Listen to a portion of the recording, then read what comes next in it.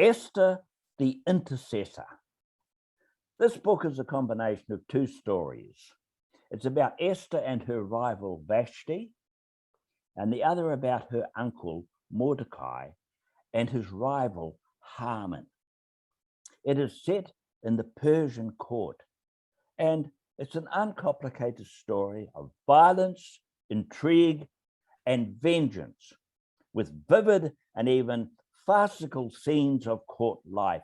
180 days of drinking by flagons without restraint. Esther, the intercessor, has to bring order out of chaos, balance out of the utmost disturbance. People can make a difference. Now, the Hebrew text is the one without additions, normally in italics. Read the story through before you go to the italicized parts. At the height of the crisis, this vote of God in human confidence, God doesn't have to intervene when people do what they should do. We have Mordecai come in to tell Esther, if you keep silence at such a time as this, relief and deliverance will rise for the Jews from some other quarter. Who knows whether you have not come to the kingdom for such a time as this? Everybody has some task in life to do, and Esther is very much given that position to carry out a critical task. She's a Jewish orphan and an insignificant exile who rises to be queen.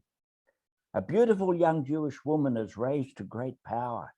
At first, she's passive, accepting instruction and guidance from others. The threatened destruction of her people brings her to full development as intercessor and queen. This is seen in her approach to the king to plead for her people. And the depth of her wisdom is seen in her patient arrangement of circumstances.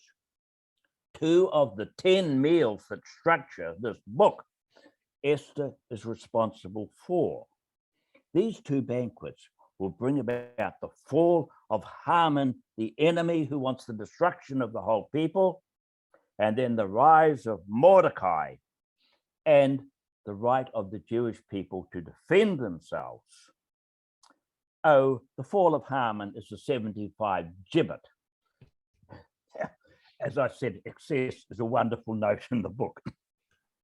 Now, in the world of the artist, well, Esther, Haman and his 75-foot gibbet, you'll find these. I don't think the artist could get a 75-foot gibbet, though, so you just have a picture of the death of Haman.